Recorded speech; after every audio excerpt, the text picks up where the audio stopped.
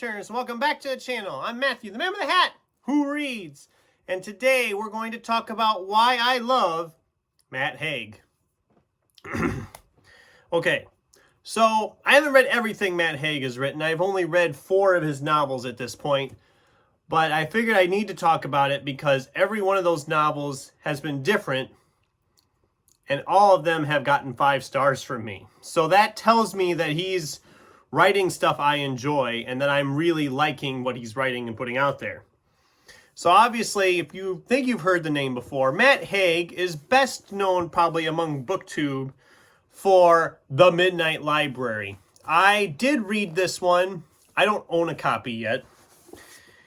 And essentially, Midnight Library, if you don't know, is about a gal who, through mystical means, comes to this library on the other side of the universe that has all these books that are all the different choices and directions her life could have taken. I think she ends up dying or something, I think. It's been a while. I read a lot of books. I vaguely remember the premise, but I don't remember everything that happens. But it was really good. I know BookTube's talked about it. Some people really love it. Some people hate it.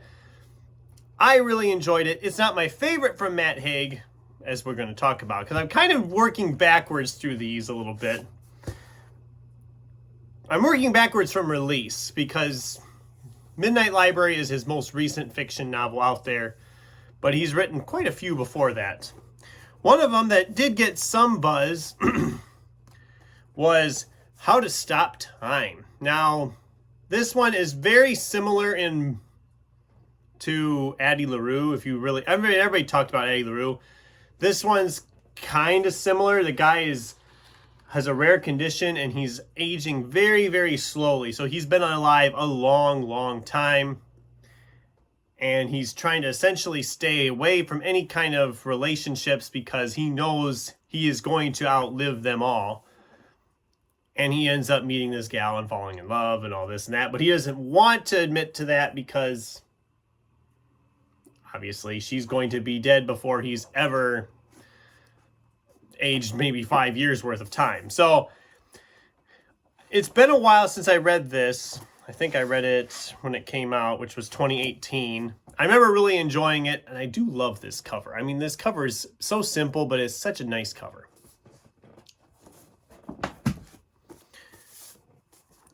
Now we're going to talk about The Humans, which I do not love this cover. The nose, it just, whatever, I don't know. The Humans was kind of like a Invasion of the Body Snatchers type story. This alien creature has kind of taken over as this guy who has passed and finds himself falling in love with the man he's taking over his wife, the family life.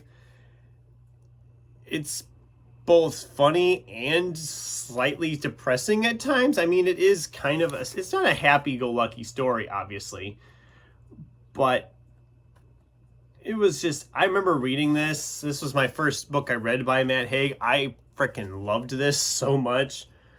And I think that's kind of what I like about Matt Haig, is that he takes something that it seems like it's very genre specific. I mean, like invading aliens, immortality, and he kind of does something that's more about the characters. It's more character driven than it is premise or plot driven. And that could be no different from The Radleys, which I just finished reading, actually. And this is where I'm going to kind of swerve off of the gushing about Matt Haig's books and just essentially review The Radleys a little bit, because this was a vampire novel, as can be kind of opposed with the bats. I kind of like this cover. It's simple and it's fun. But this vampire family, this husband and wife, they're both vampires, have these 2 kids who they haven't told are actually vampires. They have been abstainers all these years. And it's just, it took everything that you kind of expect from a vampire novel and kind of turned it on its head. And it had so many clever ideas. Their daughter has decided to become a vegan, which is what kind of starts to set things off, where she ends up all of a sudden attacking and killing a boy, and her class who was essentially trying to force himself on her. So it's just like, and so it has those moments of like vampire stuff where it gets kind of like, yeah, we're going there with vampires, but then there's other things that it's just the premise of it. Like, oh yeah, vampires are just commonly accepted. There's like these places you can go to get vampire blood easy enough, and you don't have to kill people. But no, there's this whole group that abstains from this. It's just like, there's so much going on in this thing. I loved this so much. I enjoyed this so much. And like I said, it became the 4th of his novels that I've read to get a 5-star score. I have loved all of these.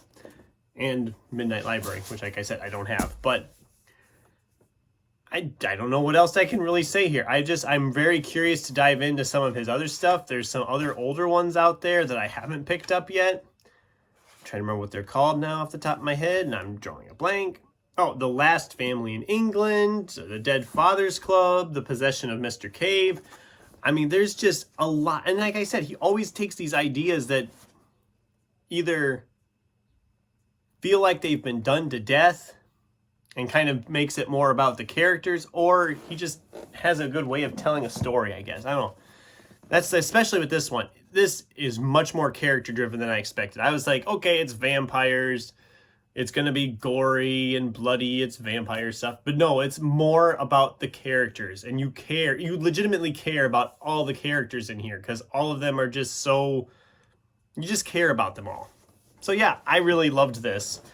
And Matt Haig has become kind of this author I'm more go-to with. I'm